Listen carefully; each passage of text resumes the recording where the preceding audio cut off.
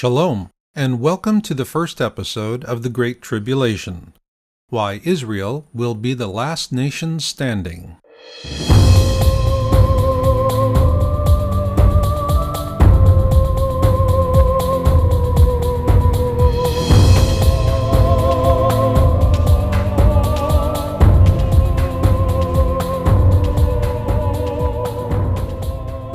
I'm your host, Marshall Masters, publisher of Jesus and the Third Temple, and this 13-part series is made possible by Your Own World Books and features author Robert Ryland. Robert is an evangelical Zionist, and for him the real story of Judaism and Christianity begins in the sands of the Sinai during the days of Moses, and closes with an accurate historical view of the Temple Mount as it is today. His views will not be the ones you would expect to hear from the pulpit, apart from traditional teaching. This is because his book represents decades of impartial research. Robert followed the truth wherever it led him, and in the process deepened his own relationship with God and in ways he could have never imagined. In this series, he reveals the hidden mysteries of what really took place in Jerusalem during the days of Yeshua, and the laws by which he faithfully lived and died. Why is this knowledge important? Because to this day it remains an ancient and powerful force of history. Yes, the very one driving today's headlines as events unfold in the Middle East. This is why the goal of this series is to bring Christians and Jews together with a shared sense of history, purpose, and commitment to Messiah.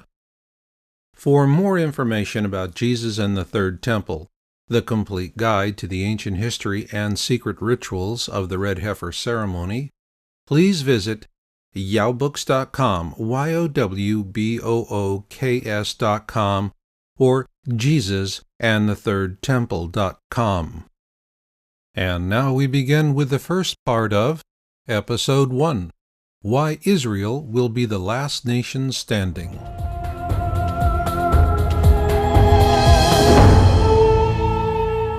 Well, Bob, I'm sure glad we have a chance to get this series going. I think we've got a lot of great information here, and beginning with doctrinal thinking versus what I call spiritual thinking.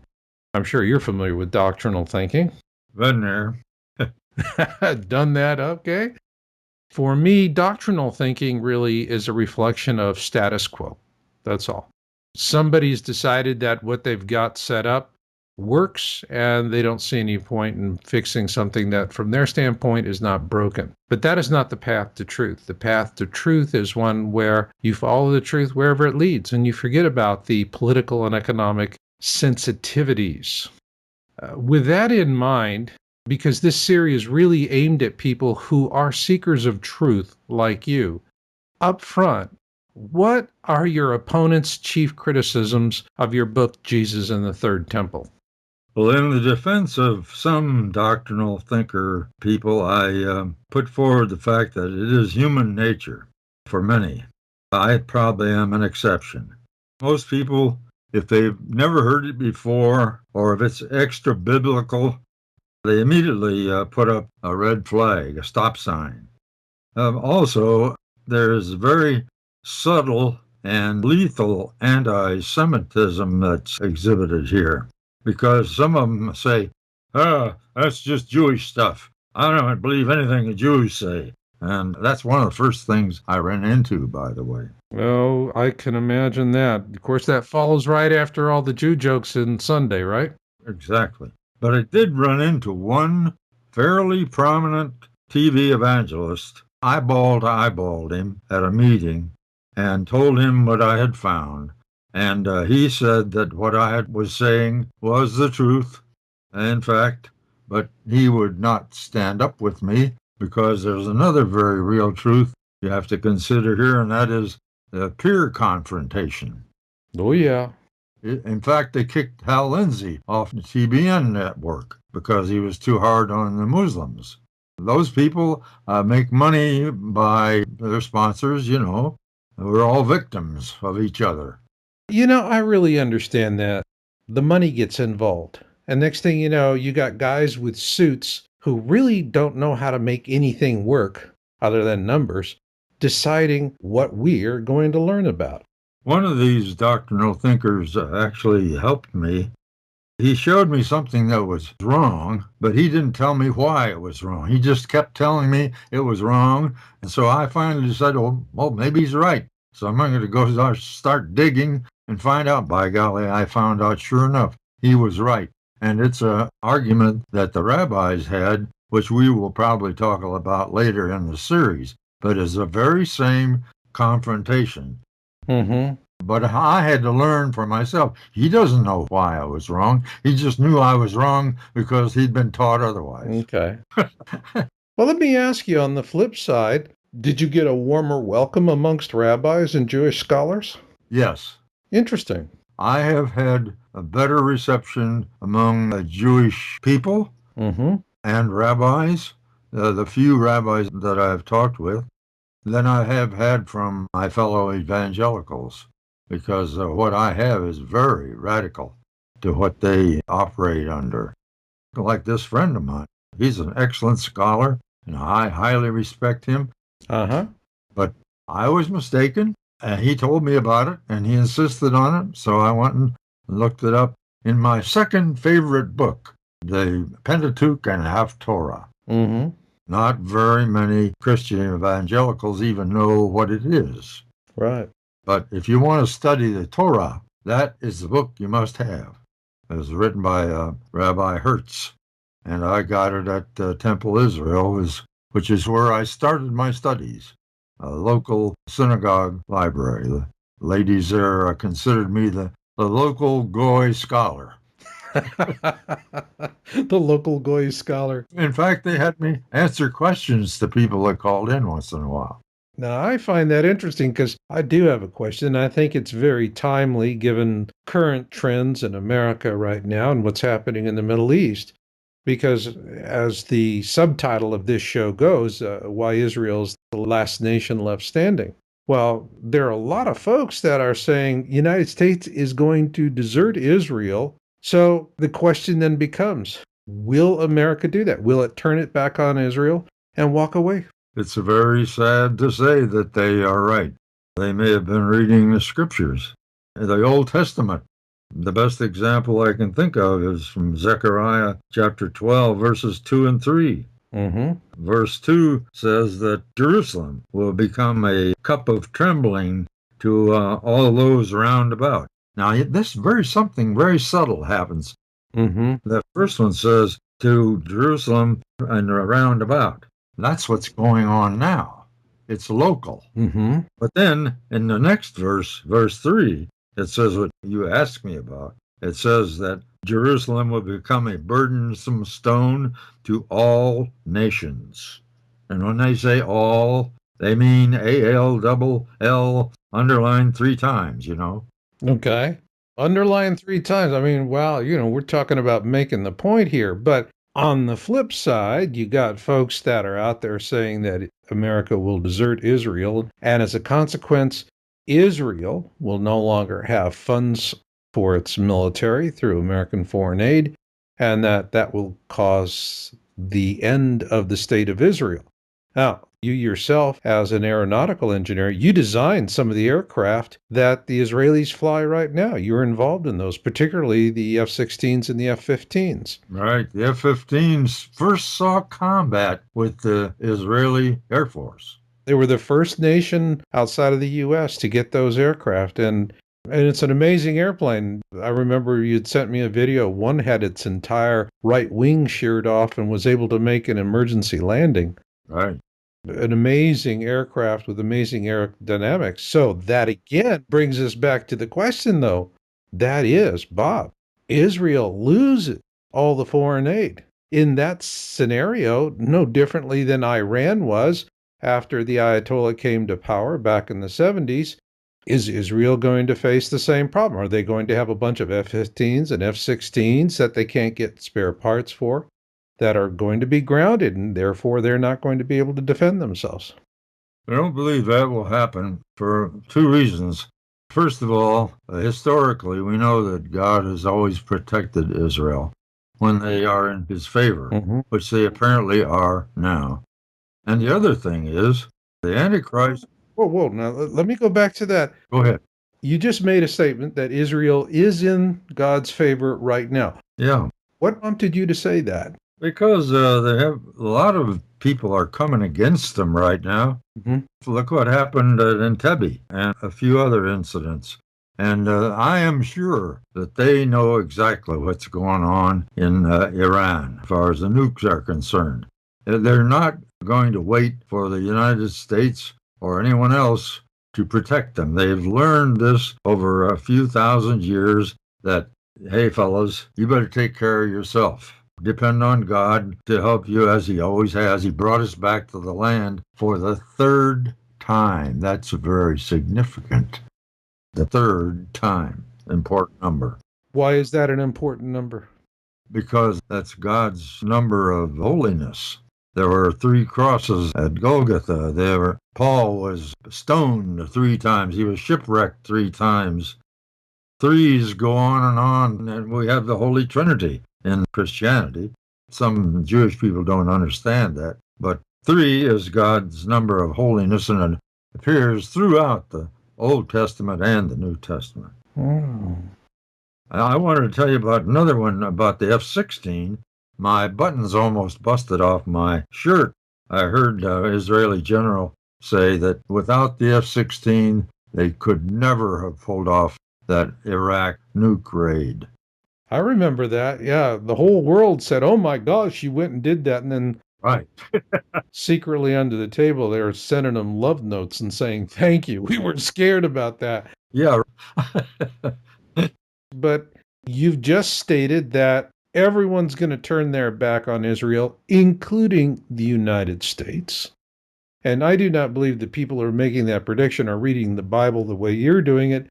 It more comes from the neo-Nazi sites that just hate Israel because it is a Jewish state and they want to see it eradicated, and so they are licking their chops. The Muslims are unhappy. Why are they unhappy? Because of Israel. Well, the best way to solve a problem is to eliminate the problem. Oh, okay. That works unless you're the problem. But the other thing is, like I started to say, why I don't think they're going to starve to death and run out of parts.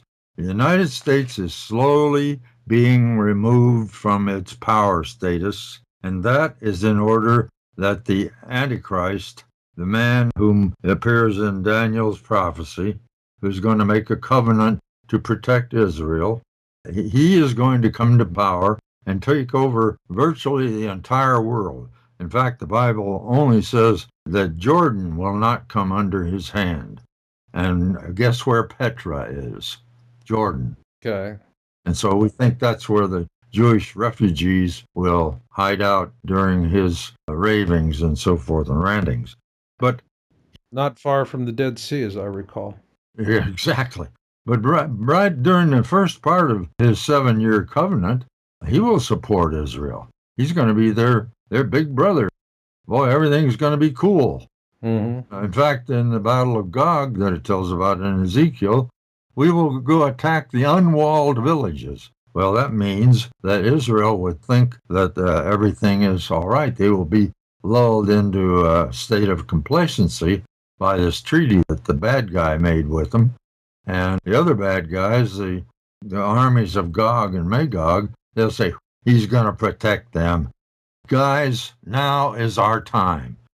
So they go after Israel to take a spoil from unwalled villages. Well, and there will be a nuclear exchange, according to Ezekiel prophecy. The Gog, the rabbis have no doubt who Gog is. It's Russia, directly north of Jerusalem, and it's descended from horrible people back in the ancient times, the Scythians. And it says there will be a nuclear exchange. In so many words, I will bring a fire on thee, O Gog, and I will bring a fire on those who dwell carelessly in the isles. Well, the Western nations have waterfront property. Russia doesn't have very much. And so it says, in so many words to me anyway, that there will be a nuclear exchange. Okay. In the next segment, I really want to take a look at the series in general, but this is a key thought. We need a little more time on this. All right.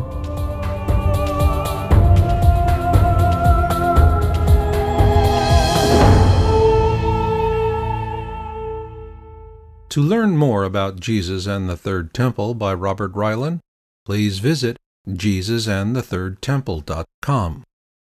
And now we continue with the second part of Episode 1, Why Israel Will Be the Last Nation Standing.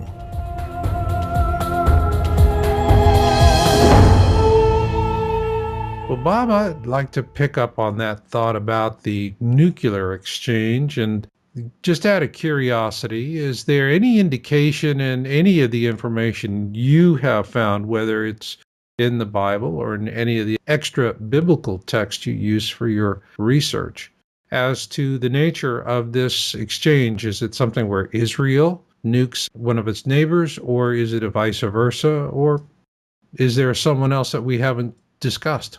The scripture from Ezekiel doesn't imply in any way that Israel launches this exchange. It's between Gog and those who dwell carelessly in the isles.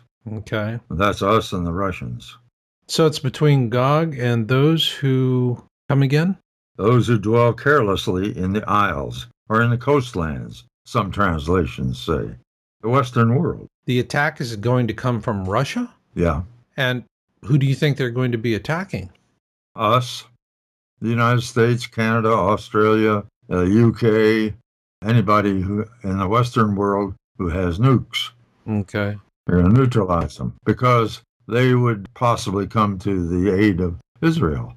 And he wants to take credit for all that himself. He is who? Gog. Okay. And the other nation, it names the other nations, Libya, Persia, Gomer, and his bands, which is southeastern Europe. Albania is 80% Muslim, for example, and Togarma of the North Quarters, and we think that's Turkey. Mm-hmm. So then what you're saying is, and this really goes back to the first segment where we talked about the United States abandoning Israel, when in fact what you're saying now is it's going to just simply be taken out of the picture. We're not going to be in a position to help Israel or anyone else for that matter. We're going to be dealing with the effects of a very ugly nuclear war. We're going to be making socks for the Chinese. That's one way to put it.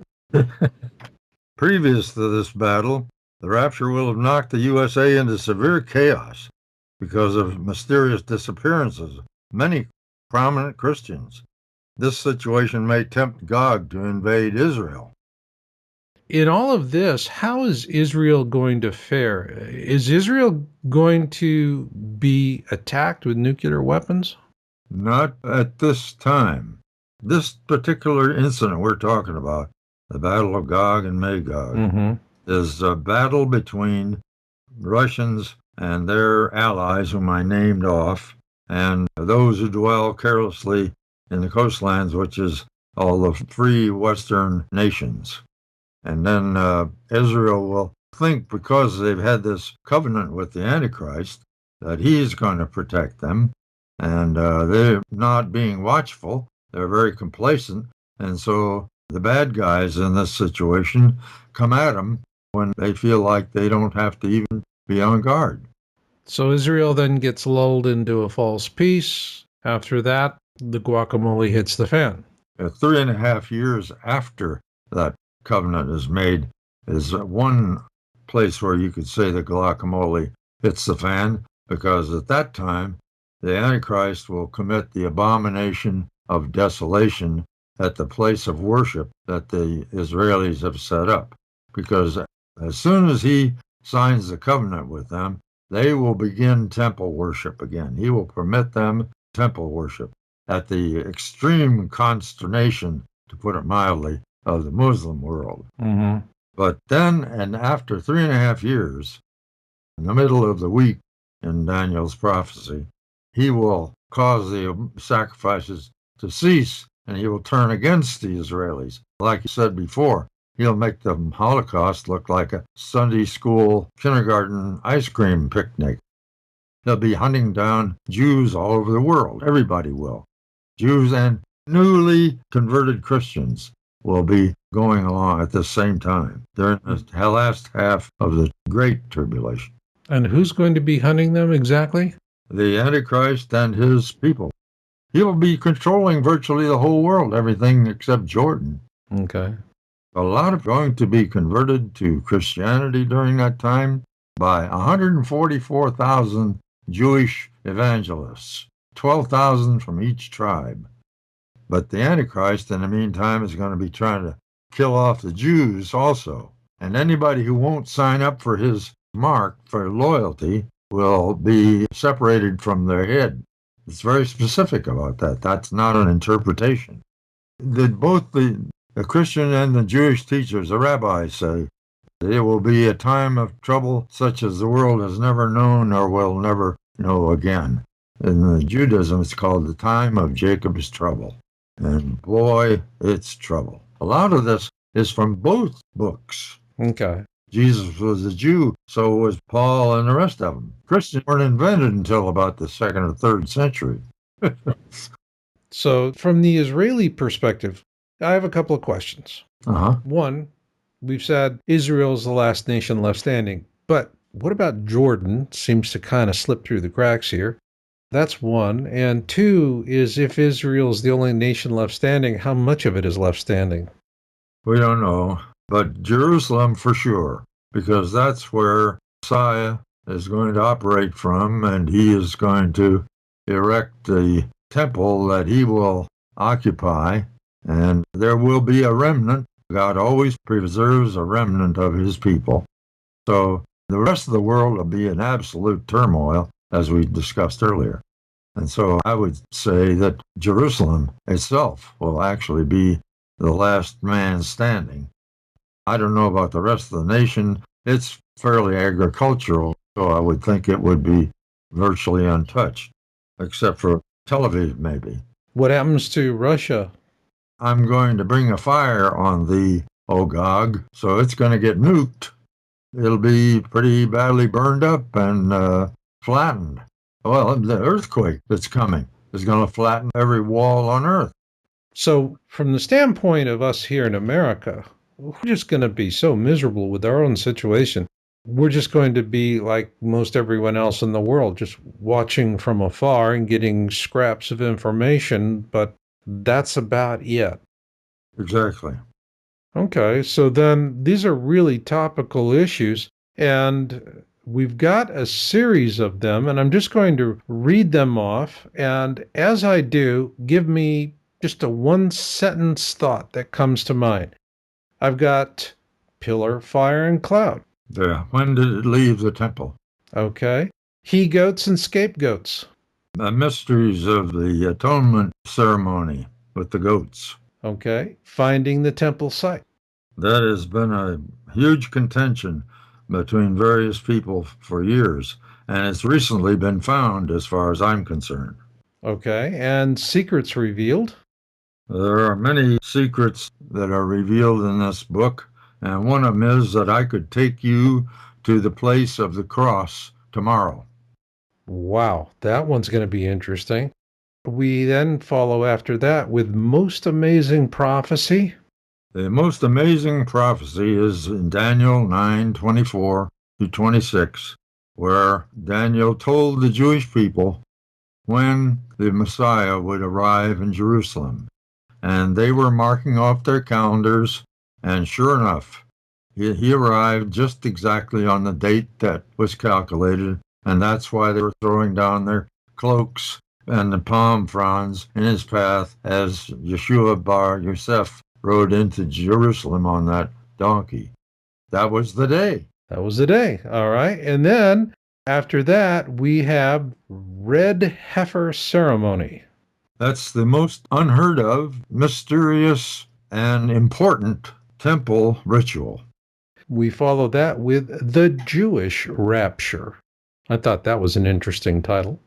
I knew people would be intrigued by that. The righteous Jews are going to be taken up from their graves or from wherever they are, if they're alive, and translated to Jerusalem to meet Messiah when he comes. They're going to be taken 10 days before that, which is on the Feast of Trumpets. That's the next feast to be fulfilled on Rosh Hashanah. Ah, all right. And then we have Jewish days and nights. Yes.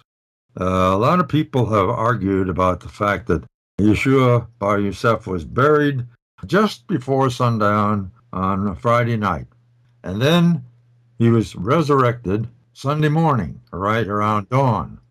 Hey, I thought you said it was going to be 3 days and 3 nights. That's only about 36 hours. Not in Jewish way of counting. Ah, okay. And so then we have Messiah's first advent. Yes, when he was here the first time, he performed many miracles and said many things about what was going to happen later. And we'll be dwelling on those as we get to the scenario of the time of the end. Okay. But he prophesied that the temple would be destroyed, and sure enough, 40 years later, it was. Okay. And then we follow that with the fire and the cloud. Well, the fire and the cloud was there's a lot more to that than what we talked about before. As I said, that's what started me out on this whole thing. I mean, has anybody ever seen God? Well, no. But Moses first saw God in the form of this bush that was in flames, except it wasn't burning. Mm-hmm. And that was the Shekinah. And then later, God had Moses hide himself under a rock so he wouldn't be seen. And he talked to him and told him who he was. I am that I am. Moses went, hey, who are you? You know. All right. Well, he answered him. And when Moses came down from the mount, his face was flushed as if he'd been out in the sun too long. And that was from the brilliance of the Shekinah, who was the visible divine presence.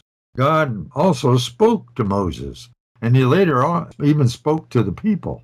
And one thing that some people get upset about is that God spoke with a female voice. With a female voice. Now, we're going to have to get into that later on. But let's rock on here. We have the tribulation. The tribulation is the 7 years of turmoil on earth, which begins when Antichrist comes into power, and he's been after God. Let me run the world. Oh, you want to run the world? Okay. You think we got bad storms and earthquakes now? Wait till this guy starts running the world, and things are going to go to pot fast in every way possible that we can think of. Crime, wars. The Bible says, they shall say peace, and there is no peace. There will be storms of magnitudes and frequency that we cannot imagine. In fact, we're seeing the onset of those now. Yes, we are. Jesus called this time the beginning of sorrows.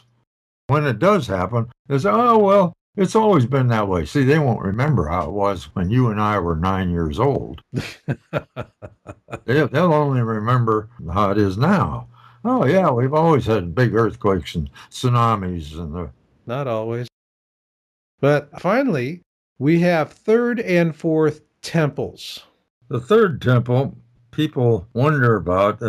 Maybe that's going to be the next temple, because it says that the Antichrist is going to commit the abomination of desolation by claiming that he is God, as if he were God, in the holy place.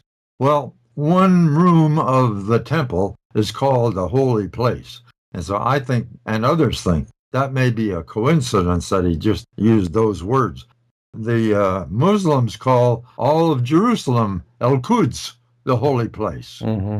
And Theodosian said that the holy place was going to be the pinnacle of the temple, which is the southeastern corner of the temple wall, from which James was thrown and martyred, and where Satan carried Yeshua to offer him the whole world. He said, Throw yourself down, and a host of angels will rescue you, and you'll prove that you're who you are. Mm. And Jesus said, thou shalt not tempt the Lord thy God. But we don't know where that holy place is. But all the walls are going to be destroyed anyway.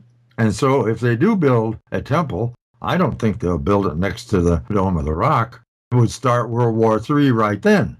Besides the fact that the high rabbinical authorities would not permit building the temple even within sight of a heathen shrine, Christian or Muslim or anything else.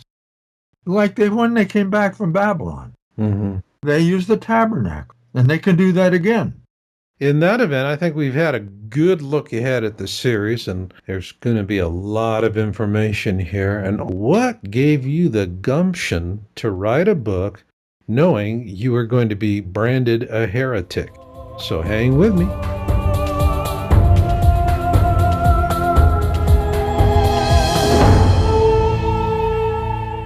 To learn more about Jesus and the Third Temple by Robert Ryland, please visit JesusandTheThirdTemple.com. And now we continue with the third and final part of Episode 1, Why Israel Will Be the Last Nation Standing.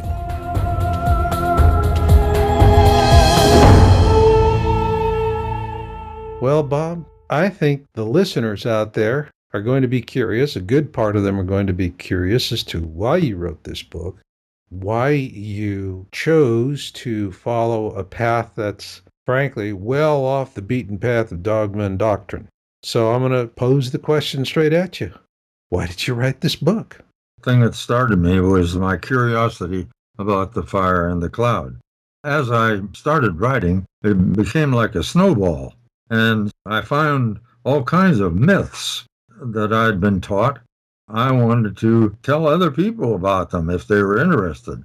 Besides the fact that the more that I study the Talmud and Midrash and the Haftorah, I find that conservative Judaism and conservative Christianity are very close in a lot of ways.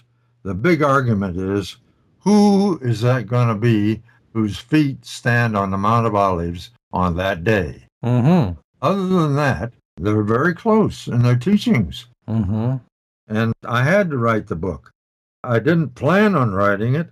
Like I say, it snowballed. I had to bring out these truths that I had found. Kind of addicted to that, as you pointed out. You sure are.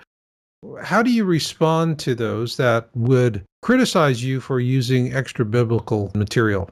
They say that, for example, that, well, it doesn't say anything about the removal of the glory of the Lord in the Bible, so that's extra biblical. And so how can we believe that? Besides, that's written by Jews, and they almost spew the word out. And I tell them, well, where does it tell in the Bible that the temple was destroyed? That happened, and Jesus said it was going to happen, but it doesn't say it in Scripture. But this event was prophesied by Ezekiel, and it happened. And it was recorded by 3 or 4 historians that I know of. The thing is, they've assumed that it happened before with Solomon's temple. There's no record of it, but they've just assumed that. And it probably did happen. In fact, we have a clue about that because the westernmost light of the candlestick, when it started not outlasting the other candlesticks, they said that was an indication that Shekinah was going to depart the temple. And so maybe that same sign happened before Solomon's temple was destroyed. But there is no historical record of the Shekinah departing the Solomon's temple, but it's detailed in enormous detail for the Shekinah departing the second temple. And Josephus says that it was a public event. The whole city was told.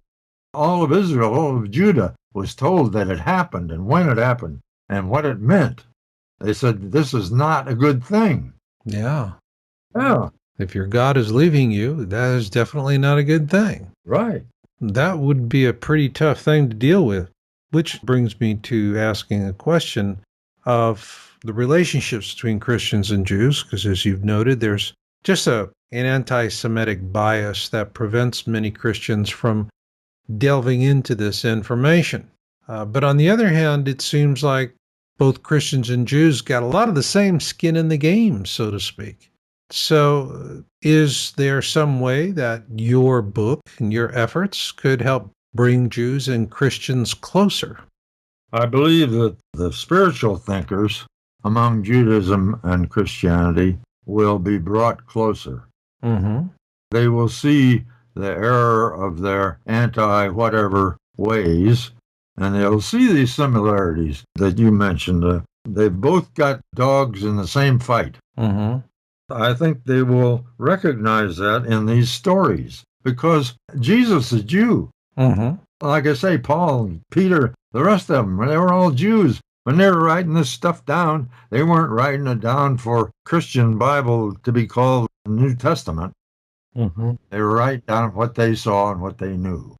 This takes me back to a visit I made to Israel with my wife back in 2000, and we were there the week after Pope Paul had been there for a visit. It was a huge visit. Oh, I bet. Jerusalem had really been decked out. It was a very good time for the merchants. A lot of people felt safe. They came in. But I remember standing in the square where he gave his speech, where he apologized to the Jewish people for thousands of years of anti-Semitism. And at the time, I remembered that there were a lot of Jews who were thankful for at least some recognition, and others that felt he just hadn't gone far enough to really approach this division between Christians and Jews. How is it you can overcome it with this book? I mean, wouldn't someone be able to say, Bob, aren't you being a little naive? Well, they can accuse me of being naive, but everything that I've said in here, I've backed up with historical record and or especially scripture, archaeology, sometimes including simple logic. But they have mostly tradition backing their opinion. Mm-hmm. I've always done it that way. Right. Well, that may be, but you've been always doing it wrong. I can't help that. But you know, there's an old saying in the computer business, if you're going to do it wrong, do it consistently wrong. Yeah, right. Well, they do. They do. I understand that. So, yeah, this is going to be definitely a challenge. But let's get to a more practical reason why Jews and Christians should be closer than what we would find in the Bible. I mean, there's definitely a clear message there. But let's boil this down to a survival context. Right. Because you're saying that we have nuclear wars, we have earthquakes beyond imagining, we have a pole shift. I mean, it's rock and roll time. And also at this time, you've also said that Jews are going to be hunted out all over the world and slaughtered. Yeah. So is it something where for Christians it would be easy to look the other way while the Jews are being loaded up on the carts like they were in Nazi Germany? Well, the Christians aren't going to have it very soft either. Okay. They're going to be hunted down the same as the Jews and executed by removal of the head. All right. But the very practical reason for Jews and Christians coming together, especially at this time, is the threat of Islam. Right. They have made it very clear in the Quran. I've made considerable study of the Quran, that we are to be either converted or annihilated by whatever means it takes. Just doesn't say that in one place either. You know what? My message to Islam is, may all your black-eyed virgins in paradise have chronic yeast infections. Oh. Let's get to the next topic here, because this is really okay. We've got a practical reason. We've both got our heads on the block. We're both getting our tuchus kicked, Christians and Jews alike. But there's got to be a little edge. And so you mentioned earlier that the Jews have always been victorious in early battles. Could that Old Testament luck come back to help Israel one more time? It could, although in a different way. What I referred to was the miracle of the Jews in the ephod that the high priest wore. He had 12 jewels on there. And during the time of Saul and David, those jewels would glow if they were going to be victorious over the enemy. They would stand up and ask God in prayer to give them an answer. And if the jewels glowed and twinkled, he's saying, go get them, guys. Or if the jewels just sat there and there was nothing, we don't want to go there. And Saul, he just kind of sloughed it off later. He lost his faith in the ephod sign, and he just didn't pay much attention to it. But then when King David ascended, he used it all the time. That's why he was so successful in battle all the time. He had the help of the Lord standing behind him. He didn't have the priest with the jewels there when he was facing the giant, Goliath. But later on in his battles, where people were saying that David kills 10,000s where Saul kills thousands, he was tremendously successful. But kings later on hardly used it at all.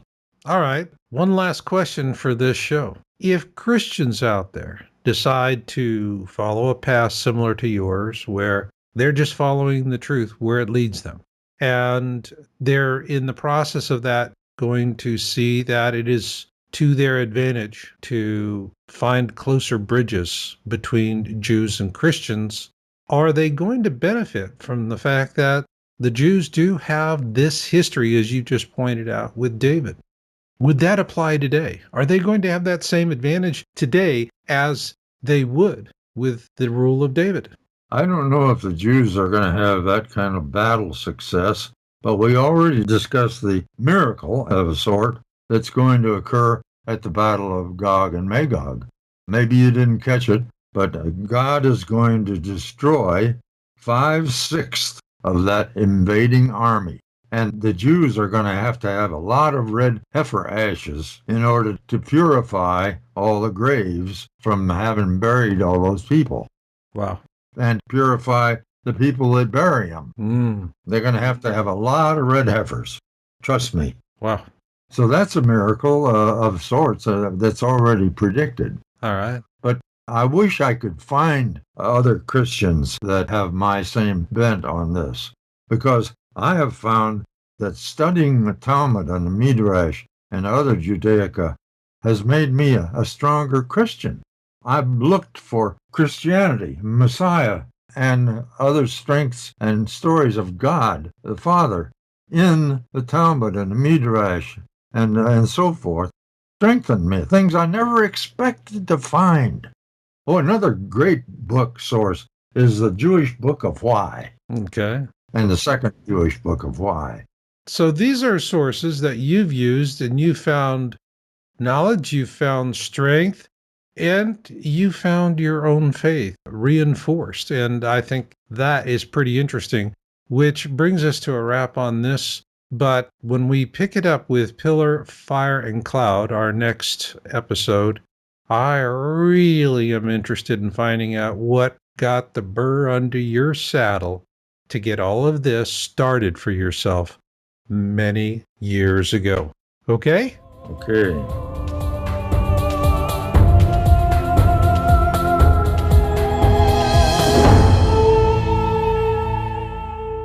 This concludes Episode 1, Why Israel Will Be the Last Nation Standing. Next up is Episode 2 of the Great Tribulation, Pillar, Fire, and Cloud. To learn more about Jesus and the Third Temple by Robert Ryland, please visit JesusandTheThirdTemple.com.